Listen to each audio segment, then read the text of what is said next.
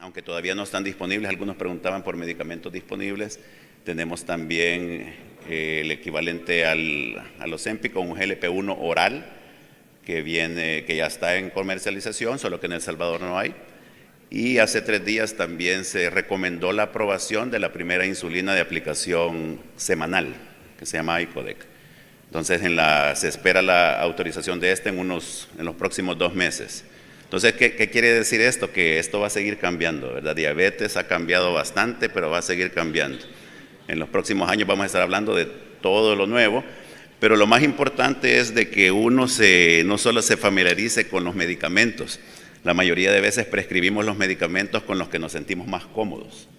Y aparecen nuevos medicamentos, pero no los ocupamos. Hay mucha resistencia a ocuparlos. Y casi todos de los que han surgido últimamente tienen beneficios extra al control glicémico. Entonces no podemos seguir viendo que yo tengo bien controlado a mi paciente porque su glucosa está bien, porque su hemoglobina glicosilada está bien, sino porque le estamos dando un beneficio cardiovascular, un beneficio renal, porque está bajando de peso. Entonces, para eso, el doctor Rafael Orellana nos va a hablar sobre un camino más allá del control. El doctor Orellana, que ya presentamos su currículo ayer, conocido por todos ustedes. Doctor Orellana.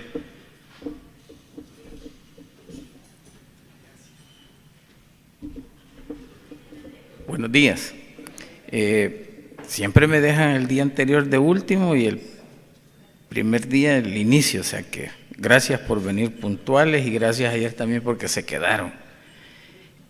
Vamos a hablar un poquito, un camino más allá del control. ¿Por qué? Porque normalmente siempre pensamos solo en A1C. Y hoy en día, pues, tenemos que ir pensando en otras cosas. Este es el conflicto de interés y he hecho una pequeña agenda porque realmente la mayoría de nosotros y ustedes hemos visto cosas nuevas y no algunas nuevas, sino que ratificar lo que ya tenemos. ¿Por qué sigue siendo importante? Bueno, recordar un poco prediabetes y diabetes, que siempre es bien importante. Desde 1997, ustedes recordarán que se hizo el cambio. 1997 para hacer el diagnóstico de diabetes era 140 miligramos. Desde entonces hoy hablamos 126, A1C mayor de 6.5, un test de tolerancia a la glucosa a las 2 horas mayor de 200 y una glucosa al azar con síntomas mayor de 200. Sigue siendo importante recordar y ver porque los números no tienen sentimiento, los números son fríos. Y si son fríos, tiene 126 es diabetes y uno, el paciente pregunta y le dice, no, usted es un poquito diabético. Entonces, recordar que para la región hay un crecimiento, ¿verdad?, del 50% de diabetes.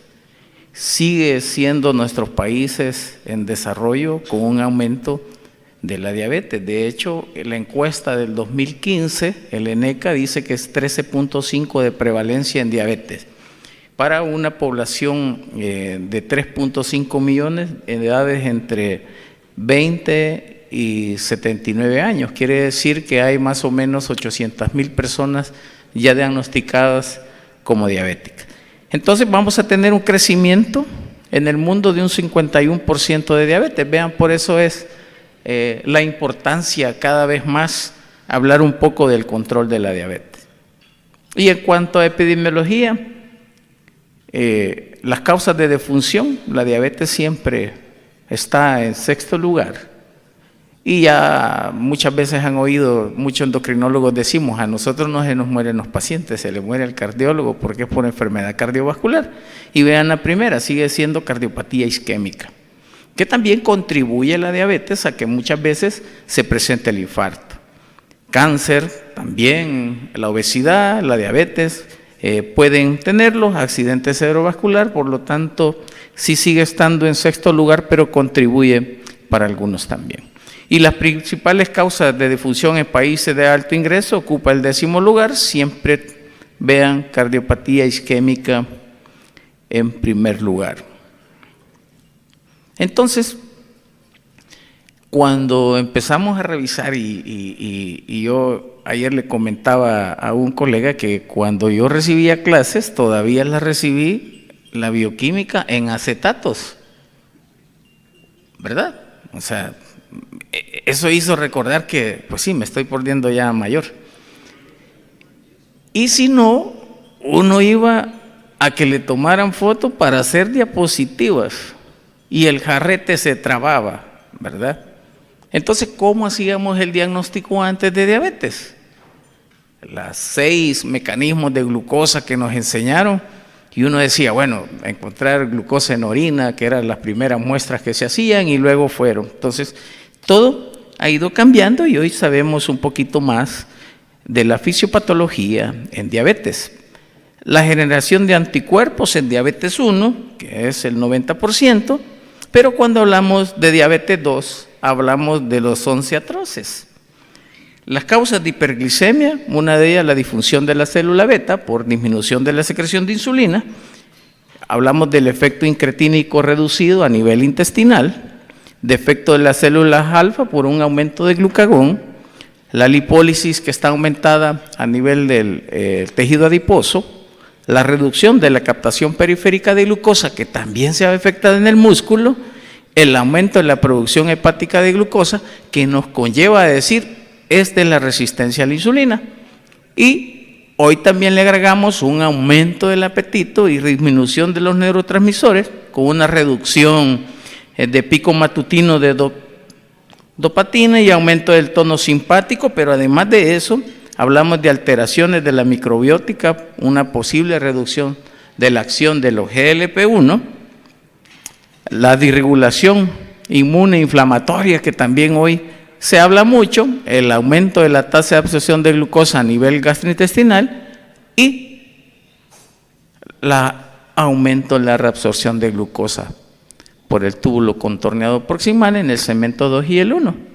Vean que para cada uno de esos uno puede decir ahora, tengo cada uno de estos fármacos. Y entonces poder decir, si estamos hablando de páncreas, insulina, sulfanilureas, inhibidores de DPP4, agonistas GLP-1, ¿verdad? A nivel intestinal, agonistas GLP-1, inhibidores de DPP4, defectos de las células, agonistas GLP-1, inhibidores de DPP4, lo mismo para la resistencia a la insulina, tiazolindandionas, metformina, los GLP-1 y los inhibidores de DPP4 aumento del apetito, alteraciones intestinales, agonistas GLP-1, y lo que nos vamos a detener ahora es un poco en el aumento de la resorción de la glucosa. Y es así como van las cosas cambiando y uno debe de pensar siempre, bueno, el umbral renal. En fisiología, les decían antes, el umbral renal es 180. Y por eso es que en algún momento uno dice, bueno, ¿y la diabetes es diagnóstico clínico o es diagnóstico de laboratorio? Realmente es diagnóstico de laboratorio con los criterios. Glucosa, A1C. Pero nunca pensamos en los factores de riesgo. Si yo le aumento factores de riesgo más esos valores numéricos de glucosa, hace el diagnóstico. Entonces, cuando hablamos un poco del balance, hablamos de la disponibilidad de glucosa, que más o menos son 250 gramos al día, con una ingesta por día de 180 y una producción de glucosa por la gluconeogénesis y la glucogenólisis de 70 gramos. Esto hace que el riñón filtre la parte circulante y el consumo de glucosa más o menos anda en 250 gramos, que el cerebro consume 125 y el resto del organismo otros 125. Si no hacemos actividad física, este 125 se va acumulando. El riñón reabsorbe la glucosa reabsorbida hasta 180 miligramos, ¿verdad? El umbral renal. Y entonces uno dice, el riñón es normal, toda la glucosa eliminada es reabsorbida, en diabetes aumenta la glucosa eliminada. ¿Qué quiero decir con esto? Tenemos un umbral de absorción hasta 180, ¿verdad? Todos nosotros, si tenemos los niveles, el umbral hasta 180, pero si yo tengo aún niveles mayor de glucosa, se sigue reabsorbiendo. Y eso hace que obviamente aumente los niveles de glucosa. Entonces la reabsorción continua de glucosa, incluso en niveles más altos, induce hiperglicemia sostenida. Por esa razón es que vemos que siguen aumentando, aparece glucosa en orina y como sigue reabsorbiendo, vamos aumentando 200, 300, 400. Y esa es una parte que el umbral de excreción renal hablamos de 180. Pero la reabsorción, cuanto más alto esté, más reabsorbemos. Entonces, la mayor parte de la glucosa se reabsorbe, ¿verdad? En el túbulo contorneado proximal, en el segmento 2, el 90% de filtración. Recuerden siempre que la filtración es 180, se va a bajar la tasa de filtración de glucosa y por eso es que al bajarse, obviamente, se bloquea el segmento 2 y este mecanismo hace que aumente la excreción de glucosa. Con una excreción urinaria, el exceso de glucosa de 70 gramos al día, que equivale a 280 calorías al día. Sigue siendo una parte importante porque va a perder peso el paciente. Es como que esté botando 2 gaseosas, ¿verdad?, de 360 ml en calorías. Pero esto tampoco no quiere decir que va a perder exceso de peso, porque llega a un umbral de pérdida. Y entonces, si hablamos de la dapaglifosina, veamos todos los principales clases terapéuticas. Metformina, que tiene una alta eficacia, los SLT2 intermedias, GLP-1 alta, inhibidores de DPP4 intermedia, pero vean ustedes que sigue siendo importante la parte de la enfermedad cardiovascular y evaluar el MACE. Cambio de peso, pérdida intermedia, que son los puntos importantes. Beneficios en cuanto al beneficio del MACE, empaglifosina, canaglifosina. Insuficiencia cardíaca, empaglifosina, canaglifosina, dapaglifosina, ertuglifosina. Porque esto nos va a permitir entonces saber que cada composición de SGLT2, hablamos de los beneficios, ¿verdad?, en enfermedad renal crónica. Y por eso no solo es el control, es más allá. Si el paciente tiene enfermedad cardiovascular, si el paciente tiene insuficiencia cardíaca, si el paciente tiene enfermedad renal, sigue siendo la primera elección los inhibidores de SGLT2. Y entonces quiere decir que la molécula tiene beneficio cardiorrenal. Y tenemos hoy en día mucha información que nos puede decir cómo utilizarlo. Entonces, ¿cuáles son las propiedades farmacológicas de la DAPA? Selectividad 1 a 3 veces mayor en los receptores SGLT2.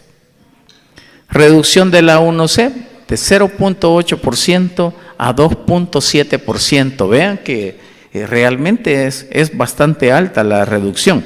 Descenso de peso de 2 a 3 kilos y en promedio pueden perder 5 kilos el paciente cuando toma el medicamento, ¿verdad? La administración de 5 a 10 miligramos y tienen una biodisponibilidad del 78% con una eliminación renal del 98% en los pacientes.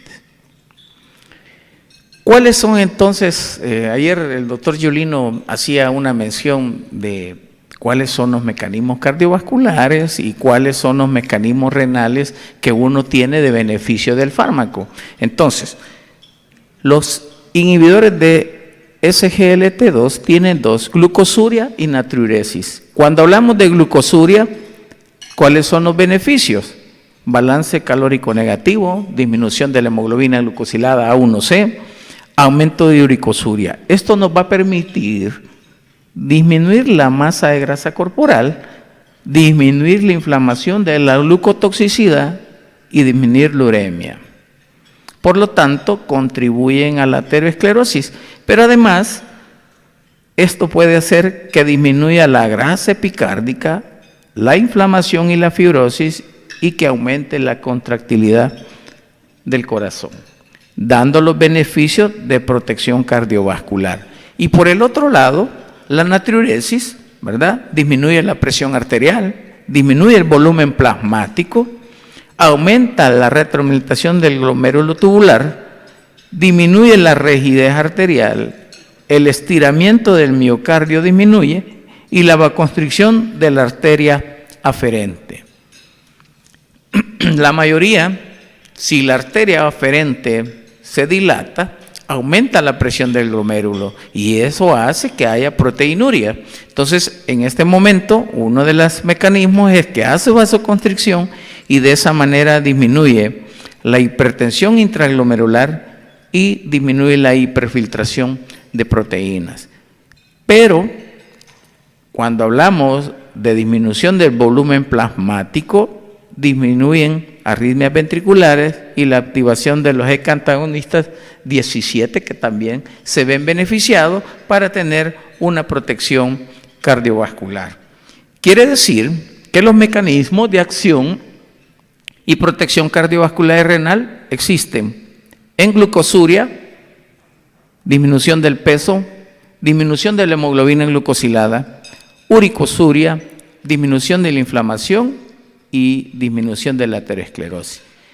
Y la parte de natriuresis disminuye el volumen plasmático, vasoconstricción arterial aferente y disminuye la presión arterial. Y si hablamos de protección renal, hablamos de disminución de la hipoxemia, disminución de la fibrosis y preservación del podocito. Cuando hablamos de eficacia energética, aumenta el ATP, aumentan cuerpos cetónicos, disminuye el calcio citoplasmático y aumenta la glucosilación, la oxidación de glucosa.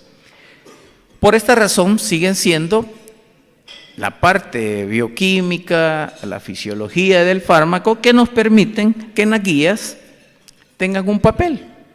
Y ustedes ven, cuando hablamos de enfermedad cardiovascular aterosclerótica, primera elección, agonista GLP-1, ¿verdad?, y o inhibidores de SGLT2. Si hablamos de insuficiencia cardíaca, inhibidores de SGLT2, y si hablamos de que quiero controlar la parte renal, inhibidores de SGLT2. Por lo tanto, podemos decir que en la parte de complicaciones cardiovasculares y renales sigue siendo un fármaco de primera elección, que muchas veces no lo utilizamos y vemos que el paciente tiene una de estas alteraciones. En el screening que realmente uno debería de mandarle al paciente para la utilización del fármaco es mandar la relación albúmina-creatinina en orina al azar, ¿verdad? Eso nos permitiría saber cuánto tiene de proteínas para elegir el fármaco y desde el punto de vista cardiovascular mandar el ProBNP, que también en los estudios aparece para poder utilizarlo o cuándo usarlo, porque muchas veces no nos damos cuenta que el paciente está en insuficiencia cardíaca o iniciando. Por tal razón, uno puede decir que los SGLT2 están presentes en el algoritmo especial en la reducción de riesgo cardiorrenal. Pero también vemos que si yo solo quiero tratar glucosa, ¿verdad?, le dice, combinen metformina con cualquier fármaco. Y dentro de esos fármacos, pues vemos que siempre van SGLT2, ¿verdad? Y en pacientes que tienen obesidad, también podemos utilizar SGLT2 como tratamiento intermedio para pérdida de peso. Esto nos lleva a decir que los inhibidores de SGLT2 están presentes en todo el algoritmo, especialmente para reducción de riesgo cardiorrenal, pero tiene beneficios para bajar la glucosa en el algoritmo y también tiene beneficio para pérdida de peso. Y hoy en día, pues también fue aprobado en el papel de la insuficiencia cardíaca. Y ustedes ven, en insuficiencia cardíaca está también como recomendación 1, ¿verdad? El primer paso, todo paciente que tiene fracción de eyección mayor de 140, que está en insuficiencia cardíaca 2-3, beta bloqueadores, o utilizar también agonistas de los receptores mineralocorticoides y SGLT2. Por tal razón, también tienen un beneficio cardiovascular y ya están en las guías también de insuficiencia cardíaca. Y entonces hemos estado hablando de los estudios clínicos y uno dice, bueno, ¿cuáles son entonces los estudios clínicos que tenemos? El DECLARE, en el TIMI, ustedes ven que se utilizó dapaglifosina para enfermedad cardiovascular, con riesgo cardiovascular, eso es el DECLARE. Pero también se utilizó para daño renal. Ese es el estudio DAPA-CKD y el DAPA-HF, que son para insuficiencia cardíaca. Quiere decir que una parte importante que siempre hablamos muchas veces es que medicina basada en evidencia, que uno debería tener un respaldo siempre académico para elegir un fármaco. Pero no solo podemos pasar leyendo siempre, tenemos que tener juicio clínico. Y el juicio clínico solo conseguimos cuando tenemos respaldo y lo probamos a nuestros pacientes. Eso nos permite que cada vez que vemos al paciente con un respaldo y a la vez poder utilizar el fármaco, dar una parte importante de ver la mejoría en estos pacientes. Entonces, en el estudio DAPA-HF, ¿verdad?, que eran pacientes con o sin diabetes, con insuficiencia cardíaca sintomática, fracción de eyección del ventrículo izquierdo menor de 40, un ProBNP elevado, una tasa de filtración de 30 ml y tratamiento estándar. Se dio dapaglifosina y comparado con placebo. ¿Cuáles eran los eventos, digamos, el punto primario? Muerte cardiovascular y hospitalización por insuficiencia cardíaca o visita a guardia por insuficiencia cardíaca. Y objetivos secundarios, muerte cardiovascular o hospitalización, el número de hospitalizaciones por insuficiencia cardíaca o muerte cardiovascular, cambios con síntomas de insuficiencia cardíaca, empeoramiento de la función renal y muerte por cualquier causa. Vean ustedes que el 42% eran diabéticos y el 68% tenían insuficiencia cardíaca clase 2. Y además de eso, las características basales, pues siempre es importante cuando se habla de proteinuria, los pacientes idealmente deben de tener o IECA o ARA2, ¿verdad?, porque es la primera utilización, y tenían también beta bloqueadores y mineralocorticoides. Entonces, ¿qué fue lo que se vio en el punto primario? Una muerte con una reducción del 26%, ¿verdad? Esto alcanzó el objetivo primario compuesto por el 26% de reducción. Quiere decir que sí mejora la parte cardiovascular, y en cuanto a los objetivos secundarios, hablamos de 30% de disminuir la hospitalización por insuficiencia cardíaca, que es el dato más importante, y es por eso que pasó a las guías en el tratamiento de insuficiencia cardíaca. Beneficios en pacientes con diabetes y sin diabetes. Bueno, hablamos de que tanto en pacientes con diabetes y sin diabetes se ven los beneficios. Por tal razón es que se usa en insuficiencia cardíaca independientemente tenga diabetes o no tenga diabetes el paciente. Entonces, hablamos que casi siempre los similares son todos los resultados de los objetivos primarios en los demás estudios de insuficiencia cardíaca con los SGLT2. Y esto hace que pensemos también en el estudio de LIVER, que el objetivo era probar que la dapaglifosina reducía el riesgo de empeoramiento de la insuficiencia cardíaca o muerte cardiovascular entre pacientes con una fracción de eyección elevada, reducida y conservada. Más de 40 años, los criterios de inclusión presentaban insuficiencia cardíaca con una fracción de eyección del 40%, evidencia de enfermedad cardíaca estructurada y ProBNP mayor de 300. ¿Cuál es el objetivo? Disminuir las hospitalizaciones o visitas, y el objetivo secundario, tratar de evitar el empeoramiento de la insuficiencia cardíaca. Las características basales del paciente, pues la población balanceada y similar en otros estudios con fracción de eyección preservada. ¿Qué es la parte que se vio? Bueno, objetivos primarios, disminuir el 18%, vean, en la parte importante de insuficiencia cardíaca, y 21% en evento por insuficiencia cardíaca por empeoramiento. Esto quiere decir que reduce el riesgo de hospitalización por insuficiencia cardíaca o muerte cardiovascular, ampliando el beneficio de los pacientes con fracción de eyección preservada. Por esa razón, sigue siendo importante ver los hallazgos que se obtuvieron. ¿Por qué? Porque existen beneficios sin importar la presencia o no de diabetes 2 ni la fracción de eyección.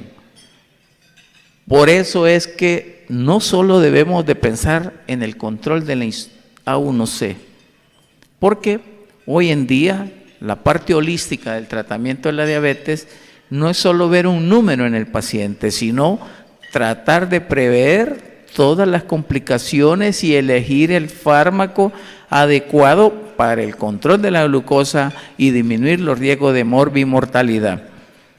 Pero también la DAPA tiene prevención en complicaciones de enfermedad renal. Y verdad, el objetivo de este estudio es evaluar el tratamiento con dapagliflozin comparado con placebo, que reduce el riesgo de eventos cardiovasculares y renales en pacientes con enfermedad renal con y sin diabetes en el tratamiento estándar actual. ¿Cuáles eran los criterios? Mayor de 18 años, con una tasa de filtración mayor de 25 a 75, con albuminuria mayor de 200 pero menor de 5000, y dosis máxima tolerable estable de IECA o ARA2 por más de 4 semanas con y sin diabetes. Se le dio 10 miligramos de dapagliflozina, ¿verdad? El objetivo primario era el compuesto del deterioro mayor del 50% de la tasa glomerular y la enfermedad renal terminal o muerte renal. Y los objetivos secundarios, compuestos por el deterioro más del 50% de la tasa, enfermedad renal o muerte, compuestos por muerte cardiovascular o insuficiencia cardíaca. Entonces vemos que las características renales, ustedes ven, la mayoría pacientes altamente, una población renal más enferma. Cuando se ve la parte epidemiológica, vemos que las causas de enfermedad renal 9.6 por otras causas desconocidas, 16% nefropatía isquémica hipertensiva, 16.1 por glomerulopatía, pero el 58.3 de nefropatía diabética. Por eso es que se incluyeron más pacientes, y esto hizo que al ver el estudio lo que vemos es que disminuye un 39%, ¿verdad?, los riesgos al utilizar dapagliflozin de 10 miligramos.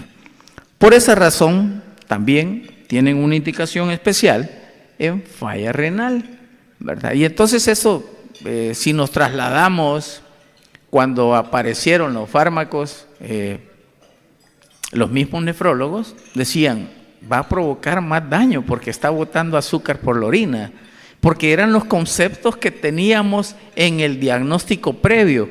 Entonces todo esto va cambiando y vamos viendo que la educación continua sigue siendo fundamental para el tratamiento de nuestros pacientes, y vemos que todos los componentes contribuyeron, ¿verdad? Porque uno, como parte de que no es beneficio, y menos de uno, con los beneficios que tenemos tanto en enfermedad renal, muerte renal, que no era mucho, pero vean ustedes, diálisis, tasa de filtración, cómo mejoran los pacientes, y esto hace que obviamente tenga su utilidad dapagliflozina aún con tasa de filtración hoy en día de 20. De hecho, Cuando estudiamos medicina sigue siendo el Washington la terapéutica que muchas veces usamos, ¿verdad? O sea, en este momento es Washington 37 edición. La 37 edición del Washington dice: todo paciente diabético que esté en estadio 3 de enfermedad renal, independientemente de los valores de glucosa, hay que agregar un SGLT2. Entonces, cada vez vemos que no solo es el nivel de glucosa, sino tratar de elegir el fármaco para que mejore, y el objetivo era disminuir el compuesto secundario, que era el de 50% de deterioro, y ven que la mayor beneficio que tenemos, ¿verdad? 44%, a expensa del compuesto renal específico, sin muerte cardiovascular. Por tal razón es que la dapaglifosina hoy en día adquieren todos los SGLT2 una importancia, y poder decir que tenemos dapaglifosina tanto para enfermedad cardiovascular, para enfermedad renal, para insuficiencia cardíaca, y no solo ver los niveles de glucosa. Por eso es que la guía dice, pasó a ser el efecto glucocéntrico, que antes se hablaba mucho de él, y mejorar. Y entonces la primera pregunta que uno se debe de hacer, allá por el 2000, ¿qué tratábamos? Solo azúcar. ¿Por qué? Porque no teníamos otros fármacos, lo único que habían era sulfanilureas, metformina e insulina. Vean ahora, ¿verdad? Estamos hablando de 2, 3 décadas después, estamos hablando no solo del control de la glucosa, sino mejorar todos los parámetros de vida. Y entonces, en un artículo de economía, lo traigo a cuenta porque el artículo dice: no es posible que en Latinoamérica 60 años sea una jubilación, ¿verdad? Porque pasan una encuesta y las personas que tienen menos de 50 años les hacen un examen igual al menor de 50 y al mayor de 50. El mayor de 50 se tardó 1 hora y media en contestar el examen, y el menor de 50 se tardó 45 minutos. Pero el mayor de 50 contestó el 85% de las respuestas correctas, y el menor de 50 solo el 50% de las preguntas. Entonces, no solo la vida le da el conocimiento por lectura, sino también por hacer lo mismo siempre. Y lo repetitivo hace que se perfeccionen ciertas situaciones. Por eso es que en la medida que nosotros utilizamos los fármacos y cambiamos los conceptos, vamos viendo mejoría en el paciente, y esto hace que lo que más cuesta dar en una consulta es la receta, ¿verdad? Y eso me hace recordar una cosa. ¿Alguna vez leyeron el libro Los 11 minutos de Pablo Coelho? En la historia de una prostituta, y dice que todo hombre da 11 minutos por cualquier cosa, da 11 minutos, pero ella dice que una relación normalmente dura 45 minutos. Porque lo más importante de una relación siempre es el preámbulo. Y el preámbulo dura más o menos 30 minutos. ¿Ves lo que normalmente hacemos en la consulta? 30 minutos de una historia clínica y nos llevamos 15 minutos a empezar la receta. Esa es la práctica que normalmente hacemos todos los días. Por esa razón sigue siendo importante hablar y concluir que dapaglifosina en CDCAP es el primer estudio renal dirigido para evaluar eficacia y seguridad en inhibidores de SGLT2 en pacientes con enfermedad renal. ¿Qué demostró? Disminuir el 39% en el objetivo primario del compuesto, o sea, mayor del 50% de deterioro de tasa de filtración, enfermedad renal crónica terminal o muerte cardiovascular o renal. Disminuir el 44% el objetivo renal del deterioro de la tasa de filtración. Disminuir el 29% en el objetivo compuesto de muerte cardiovascular o insuficiencia cardíaca. Y disminuir el 31% de muertes por cualquier causa. Entonces, el efecto terapéutico consistente en pacientes con enfermedad renal crónica con y sin diabetes tipo 2, está demostrado utilizar un inhibidor de SGLT2. Y la dapaglifosina fue bien tolerada acorde al perfil de seguridad ya establecido. Entonces, podemos decir que en este momento las herramientas han aumentado no solo para el control de la glucosa, sino enfermedad cardiovascular, enfermedad renal, insuficiencia cardíaca, control de glucosa y pérdida de peso. Porque está en cada uno de las guías poder utilizarlo y siempre y cuando valorar en el paciente. ¿Qué es lo que casi siempre nos sigue dando el problema? Efectos adversos. Y cambiar las estructuras mentales es difícil. Entonces, yo le decía un día a un arquitecto que llegaba, ¿y por qué en los baños de hombres en un mingitorio nunca hay papel higiénico? ¿Ya? ¿Por qué? Entonces, un paciente con diabetes más utilizando SGLT2, los cuidados higiénicos son bien importantes. ¿Por qué tenemos complicaciones? Muchas veces damos el fármaco y no explicamos cosas básicas, ¿verdad? Que se seque para que no haga balanitis, la mujer que se seque bien para que no haga vulvovaginitis, que son las complicaciones más frecuentes de estos fármacos. Y en verdad la complicación es por desconocimiento de la higiene personal, ¿verdad? Infección de vías urinarias, puede también dar hipotensión ortostática, que muchas veces en pacientes mayores al levantarse rápido pueden tener un poco de mareo. También hay que explicarles que deben de hacerlo más lento para que no tengan esas complicaciones. Los beneficios son siempre mayores que las complicaciones, por eso es que hay que detenerse en el paciente, poder educarlo nuevamente, ¿verdad? En decirle la ropa interior que idealmente sea de algodón, todo lo que lleva licra va a tener aumento de roce y eso permite también infecciones.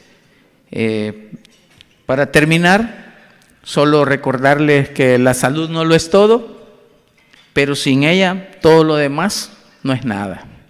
Así que es importante para nosotros seguir haciendo educación en salud, tratar que nosotros mismos estemos bien para que podamos dar una mejor atención y que nuestros pacientes estén mejor. Gracias.